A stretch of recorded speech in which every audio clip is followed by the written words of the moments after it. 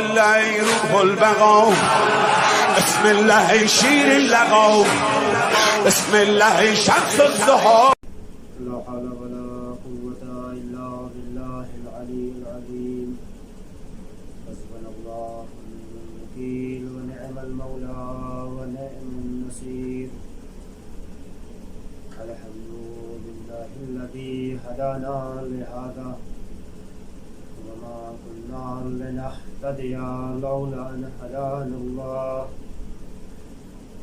لقد جاءت رسل ربنا بالحق. الصلاة والسلام على سيدنا مولانا مولى الثقلين جد الحسن والحسين بالقاسم محمد.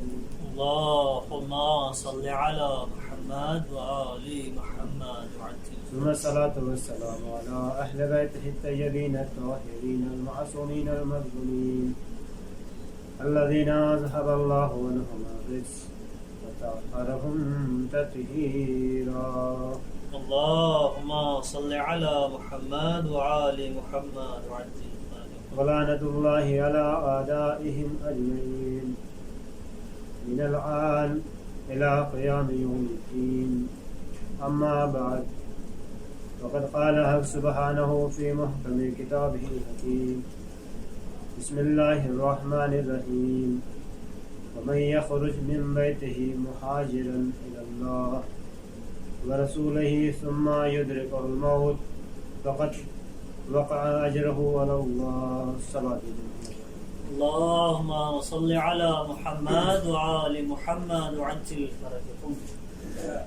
عزیزان گرامی، بزرگان محترم، ماتم داران سرکار سید الشہداء علیہ السلام، میں نے آپ کی خدمت میں قرآن مجید کی سورہ نساء کی آیت نمبر 100 کو تلاوت حاصل کیا، جس میں خالق کائنات، مالک ارض و سما، زمین کے فرش کو بچھانے والا، آسمان کے شانیاں کو بتانے والا، آفتاب اور مہتاب کے قندیلوں کو روشن کرنے والا خداوند عالم ارشاد فرما رہا ہے کہ وَمَن يَخْرُجْ مِن بَيْتِهِ مُهَاجِرًا إِلَى اللَّهِ، کہ جو شخص، یہ من جو ہے من موصول ہے، صاحبان عقل سے خطاب ہے خداوند عالم کا، اس میں یہ قید نہیں کہ کون شخص ہو، کس مذہب کا ہو، کس طریقے کا ہو. شخص یہ ہے، یہ شرط یہ ہے کہ وہ صاحب عقل ہو، عقل رکھتا ہو. یہ من استعمال کیا کہ من جو بھی شخص، ومن یخرج من بیتہ، جو شخص اپنے گھر سے نکلتا ہے، کیا کرتا ہے؟ نکلتا ہے من بیتہ مہاجرن، کس لیے؟ ہجرت کرتا ہے. جب وہ گھر سے نکلے گا کیا کرتے ہیں؟ ہجرت کرتا ہے. ومن یخرج من بیتہ مہاجرن الی اللہ، کس کی طرف نکلتا ہے؟ یعنی اللہ کی طرف اور اس کے رسول کی طرف، ورسولہ، اور اس کے رسول کی طرف. ثم یدرک الموت، پھر وہ کیا کرتا ہے؟ موت کو درک کرتا ہے. فقد وقع اجرہ علی اللہ، بس اب یہ ہے اللہ کے اوپر کیا ہے؟ اس کا اجر ہے کہ اگر وہ موت اس کو درک کر لے رہی ہے انسان کو، تو اب اللہ کے اوپر یہ اجر ہے کہ وہ چونکہ وہ انسان اللہ کی راہ میں نکلا ہے، رسول اللہ کی راہ میں نکلا ہے، اب یہ فرض ہے خداوند عالم کا کہ اجر اس کو عطا کرے. یہ آپ کی خدمت میں میں نے سورہ نساء کی آیت نمبر 100 کی تلاوت فرمائی. یہ ایک ہمیں میسج دیا جا رہا ہے، ہمیں پیغام دیا جا رہا ہے اس آیت سے، وہ یہ ہے کہ ہم کیا کریں؟ ہجرت کریں. ہجرت کہاں سے کریں؟ کیسے کریں؟ جب ہجرت کا لفظ آتا ہے تو ذہن میں وہ تاریخ نظر آتی ہے کہ جب رسول خدا جو ہے ہجرت کی ہے. رسول خدا نے ہجرت کی، اپنے وطن کو چھوڑا، کہاں آئے؟ مدینے آئے. لیکن کیا جو اس وقت رسول اللہ نے ہجرت کی وہ ہجرت آج بھی باقی ہے؟ اسی طریقے سے کہا کہ مولا کائنات نے فرمایا کہ وہ ہجرت جس طریقے سے رسول اللہ نے کی تھی وہ ہجرت آج بھی باقی ہے. شرط کیا ہے؟ کا شرط یہ ہے کہ نیت، یعنی اگر اس نے ہجرت کی اللہ کے لیے ہجرت کی ہے تو ہجرت اسی طریقے سے ہجرت شمار کی. اب ہجرت کس چیزوں سے ہجرت کی جائے؟ ہجرت کی بھی قسمیں ہیں. ہجرت ہم کر رہے ہیں کس سے؟ کہا کہ معصیت سے ہجرت کریں، گناہوں سے ہم ہجرت کریں. کہا کس طریقے سے؟ کہا تاریخ میں ملتا ہے کہ جس کا نام فضیل بن عیاض ہے، یہ ایسا شخص تھا کہ جو کیا کرتا تھا؟ چوری کرتا تھا. دوسروں کے گھر کیا کرتا تھا؟ چوری کرتا تھا. لیکن ایک وقت وہ آیا کہ جب یہی شخص کسی گھر میں داخل ہونا چاہتا ہے، شک کی تاریکی ہے، اب چاہتا ہے کہ وہ داخل ہو جائے، کہ اندر سے ایک محترمہ کیا قرآن کی تلاوت فرما رہی ہے. اب کون سی تلاوت، کون سی قرآن کی آیت؟ جس میں خداوند عالم نے یہ ارشاد فرمایا کیا ابھی مومن کا دل اس طریقے سے نہیں ہوا کہ وہ اللہ کے ذکر سے، اللہ کے خوف سے وہ متزلزل ہو جائے، وہ پلٹ جائے. تو جیسے ہی اس آیت کو سنا، یہ شخص جو ابھی تک چور تھا، ابھی تک یہ چوری کرتا تھا، ابھی تک یہ برائی کے راستے پر تھا، اب اس نے کیا کیا؟ اس نے اقرار کر لیا، اس کو سمجھ لیا. اس کو جیسے ہی سمجھا فوراً کیا کیا؟ اس نے کہا کہ اب ہاں کیوں نہیں، وہ وقت آ چکا ہے، وہ وقت آ گیا. اور اس نے کیا کیا؟ اس گناہ سے، اس چوری سے کیا کر دیا؟ ہاتھ کو ہٹا لیا. یعنی اب اس نے کیا کیا؟ معصیت سے ہجرت کیا. کس کے لیے؟ دیکھیے اللہ کی کتاب قرآن مجید کی جیسے اس نے تلاوت سنی، اب اس معنی مفاہیم سے تھوڑا بہت آشنا تھا، اب اس نے اس گناہ سے کیا کر دیا؟ ہجرت کر دی، پہلی ہجرت. اسی طریقے سے ایک واقعہ اور آپ کی خدمت میں عرض کرے کہ وہ ہمارے ساتویں امام موسیٰ کاظم علیہ السلام کا زمانہ ہے. امام کا گزر ایک طرف سے ہوا، ایک قریے سے ہوا، تو وہاں ایک ایسا شخص کہ جو اپنے گھر میں گناہ میں مشغول تھا، اس کی کنیز کسی کام کی وجہ سے دروازے پر آئی. جیسے ہی دروازے پر آئی، امام کو اس طرف سے گزر ہوا. امام نے پوچھا کیا یہ کسی آزاد کا گھر ہے؟ جیسے ہی سوال سننا تھا، چونکہ اس شخص نے اس کی جو کنیز تھی وہ کسی کام کی وجہ سے باہر آئی اور کچھ دیر وہاں پہ توقف کیا. جب امام سے گفتگو ہوئی، توقف کیا، تو اس شخص نے پوچھا کہ یہ بتاؤ کہ باہر کس سے گفتگو کر رہی تھی؟ کون تھا وہ شخص؟ اب امام وہاں سے چلے گئے، امام وہاں سے گزر گئے. اب یہ ایک شخص ہے کہ کیا کر رہا ہے؟ ان سے سوال کر رہا ہے. کس سے؟ اس کنیز سے. ہمیں بتاؤ جلدی کون تھا وہ شخص جس سے آپ نے گفتگو کی؟ تو اس وقت انہوں نے کہا کہ ایک شخص آئے ہوئے تھے، انہوں نے پوچھا، یہ سوال ہم سے کیا، کہا یہ کسی آزاد کا گھر ہے؟ جیسے ہی جملہ سنا فوراً اس شخص نے کہا کہ میں وہ پہچان گیا، وہ سمجھ گیا کہ یہ کوئی اور نہیں ہو سکتا بلکہ ہمارے مولا ہو سکتے ہیں. اب جیسے ہی جو انہوں نے کیا کیا، جو جس حالت میں تھے، نالین کو چھوڑا اور دوڑتے ہوئے امام کے پیچھے دوڑتے ہوئے چلے. امام کو اس منزل پر پہنچ پائے کہ اور وہاں پر پہنچنے کے بعد امام سے کہا، امام کے قدموں میں گرے، کہا کہ مولا کیا میری خطا معاف ہو سکتی ہے؟ اس لیے کہ آپ نے کہا وہ آزاد کا گھر، کہا نہیں وہ آزاد کا گھر نہیں بلکہ وہ عبد کا گھر ہے، وہ غلام کا گھر ہے. اس شخص نے جیسے ہی امام کی اس بات کو سنا، امام سے کیا کہتے، اس نے اس گناہ سے، یعنی کہ جو گناہ گھر میں بجا رہا تھا، جو لہو میں ملوث تھا، اس سے کیا کر دیا؟ ترک کر دیا. جب اس کو ترک کر دیا، یہ اس حالت میں پہنچا، اس کا نام تاریخ میں بشر حافظ ہے کہ جو ننگے پیر امام کی اس قول کے اوپر کیا کر دیا؟ عمل کیا اور اس گناہ سے کیا کر دیا؟ ہجرت کی. دوسری یہ خود دیکھیے کس کی راہ میں؟ کہا امام کی راہ میں ہجرت کیا، اللہ کی راہ میں ہجرت کیا ہے. جب اس نے ایمان کی راہ میں ہجرت کی، اللہ کی راہ میں ہجرت کی، تو اس کی دنیا بھی سنور گئی اور آخرت بھی سنور گئی. صلوات بھیجو محمد وآل محمد. اللهم صل على محمد وآل محمد وعجل فرجهم. تیسری ہجرت طالب علموں کی ہجرت.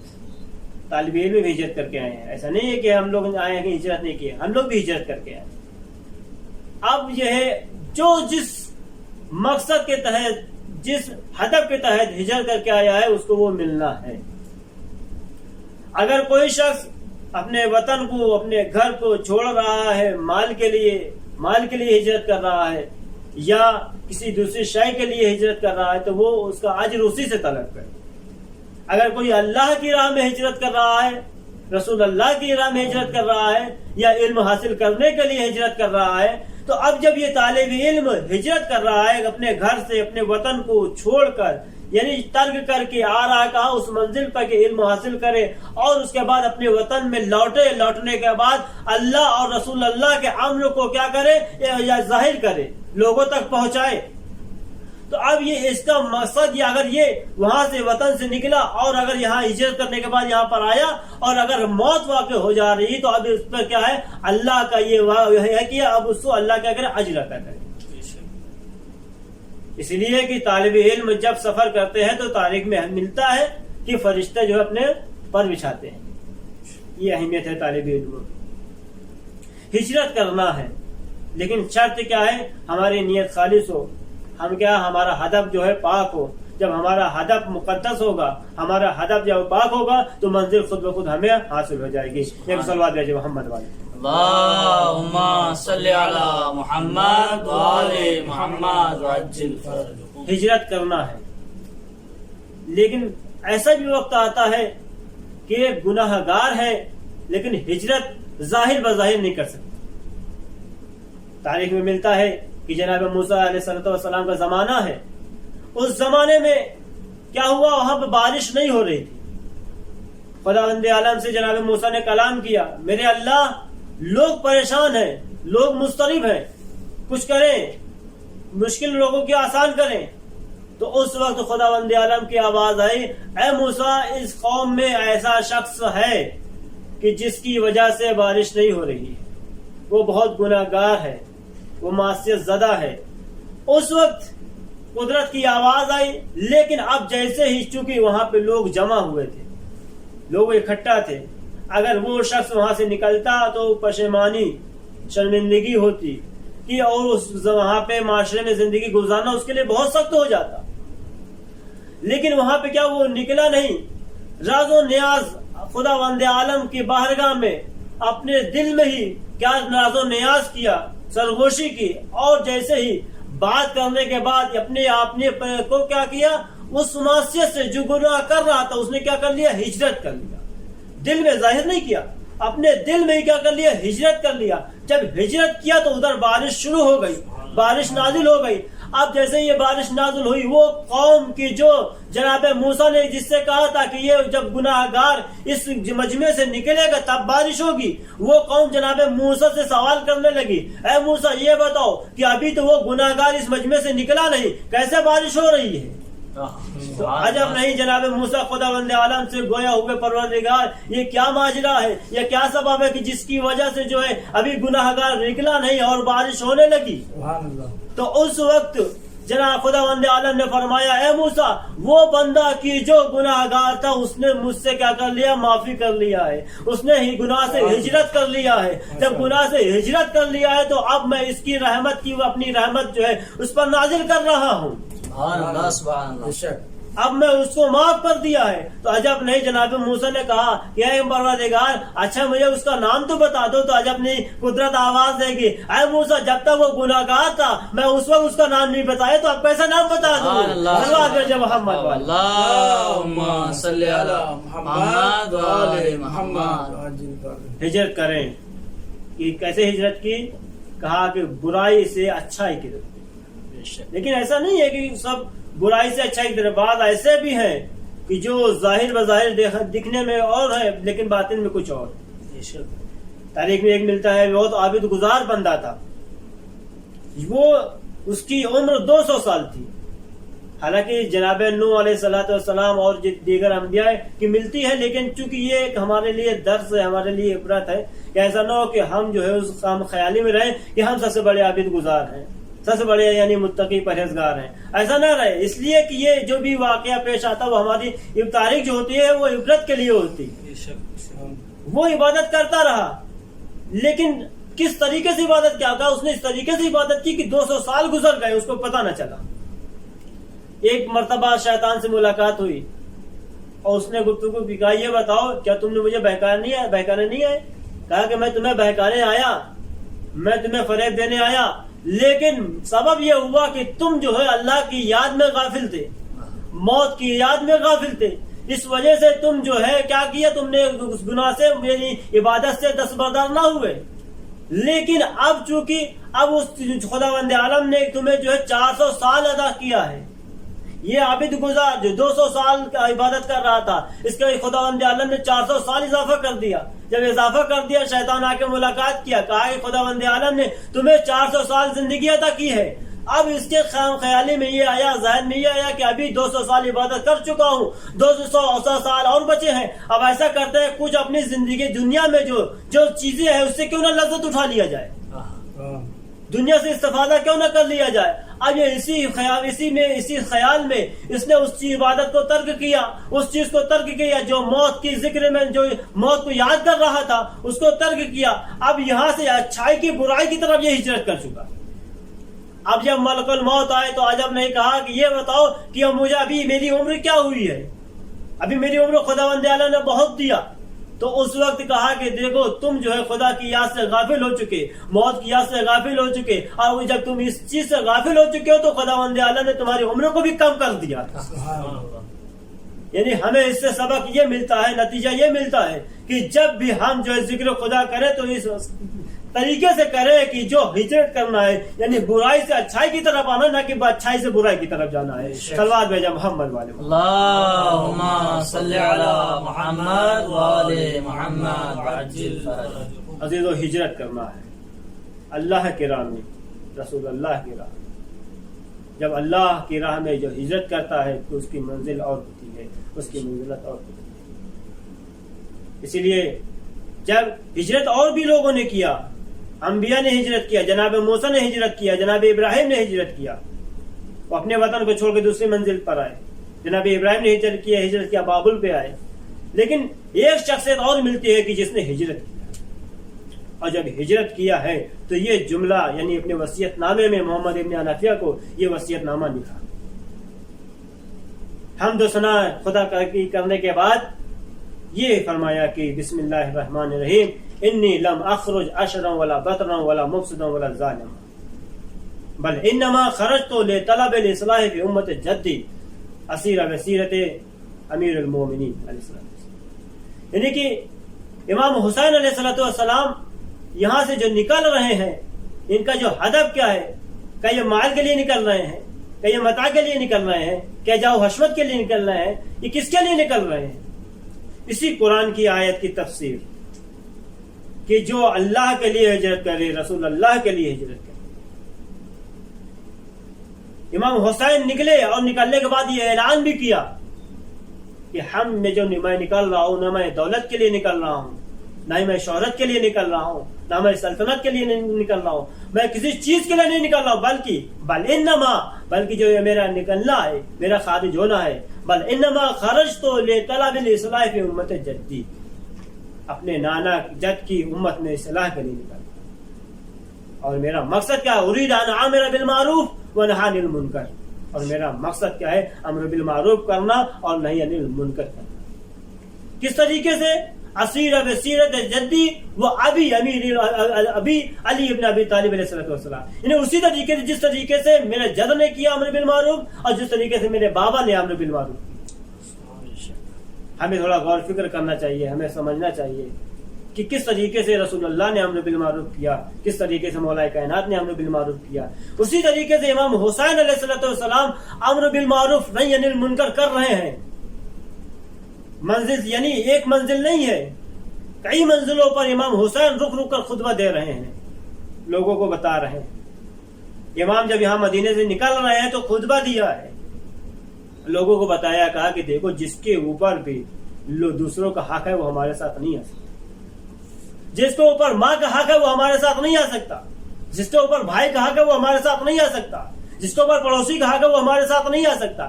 یعنی کہ جو بھی شخص کے اوپر جس کسی کا بھی حق ہے وہ ہمارے ساتھ نہیں آ سکتا. اگر جس کو بھی آنا ہے سارے حق کو سبکدوش کر کے آئے، سارے حق کو اتار کر کے آئے. یعنی کہ جو حق اس دنیا میں، یعنی امام حسین ہمیں یہ پیغام دینا چاہتے ہیں کہ ہمیں کس طریقے سے زندگی گزارنا چاہیے، کس طریقے سے ہمیں رہنا چاہیے. یہ جو ماہ محرم آتا ہے جس کے ہم منتظر ہیں، جس کا ہم انتظار کرتے رہتے ہیں، وہ اس طریقے سے نہیں. ہم جو ہے جب محرم آئے تو ہم خالی لباس نہ تبدیل کریں بلکہ اپنے کردار کو بھی تبدیل کریں، اپنے اخلاق کو بھی تبدیل کریں، اپنے رفتار کو بھی تبدیل کریں، اپنے گفتار کو بھی تبدیل کریں. جس طریقے سے امام چاہتے ہیں، جس طریقے سے خدا چاہتا ہے، جس طریقے سے رسول چاہتے ہیں، اس طریقے سے زندگی گزاریں. اگر اس طریقے سے زندگی گزارے جس طریقے سے امام چاہتے ہیں تو ادھر سے بھی آواز آئے گی کہ یہ میرا ہے. ایسا نہ ہو کہ ہم یہ دعویٰ کرتے رہے مولا ہم آپ کے چاہنے والے ہیں، ہم آپ کے ماننے والے ہیں، لیکن ادھر سے جواب نہ آئے. شرط یہ ہے کہ ہم ادھر سے صرف کیا کریں، ہم تو اپنے اعمال کیا کریں، ہم اپنے اعمال کو انجام دیتے رہیں، عمل کرتے رہیں. ادھر سے آواز آئے سلمان منا اہل البیت، سلمان ہم میں سے. ایسا نہ ہو کہ ہم ان کے ہم دعویٰ کرتے رہے مولا ہم آپ کے چاہنے والے ہیں، ہم آپ کے ماننے والے ہیں، لیکن ادھر سے ہے کہ یہ ہمارا چاہنے والا، ہمارا میرا چاہنے والا نہیں ہے. امام جو ہے اس طریقے سے نکلے وہاں سے، اور وہ بھی منزل آئی کہ یہی امام ہے کہ جب منزل بیضا پر پہنچے ہیں کہ جہاں پر وہ لشکر کی جو 1000 کا جس طریقے سے لوگ تاریخ بتاتی ہے کہ جب لشکر آ رہا تھا اس طریقے سے جیسے کوئی باغ کی طریقے سے وہاں پہ کوئی نخلستان ہو. لوگ وہاں پر تاریخ میں ملتا ہے کہ امام حسین علیہ السلام نے یہ جملہ فرمایا، بھیا عباس دیکھنا یہ جو نظر آ رہا ہے کیا ہے، اس کو آپ پتہ کریے. حالانکہ امام کو معلوم ہے لیکن لوگوں کو بتانے کے امام نے مولا عباس سے جب پوچھا، مولا عباس نے یہی جملہ کہا، یہ نخلستان نظر آ رہا ہے. اس وقت جو ہے امام نے کہا کہ یہ نخلستان نہیں بلکہ حر کا لشکر آ رہا ہے جو 1000 پر مشتمل ہے. عزیزو، امام نے کیا کیا، ہجرت کیا ہے مدینے سے، اپنے نانا کے دین کو، اپنے نانا کے وطن کو چھوڑا ہے اور یہاں پر پہنچے. اس منزل پر ہر جگہ خطبہ دیا، یہاں پر بھی امام حسین نے خطبہ دیا ہے. حر کے لشکر جب قریب آیا، حر کے لشکر کی یہ حالت تھی کہ اگر تھوڑی دیر پانی نہ دیتے تو وہ لشکر جو ہے پیاس کی شدت سے مرتا.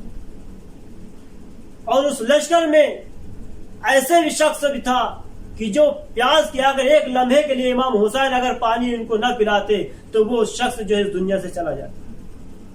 لیکن امام حسین درس دینا چاہتے ہیں، امام حسین بتانا چاہتے ہیں، کہا کہ دیکھو وہ تمہارا کردار ہے، یہ ہمارا کردار ہے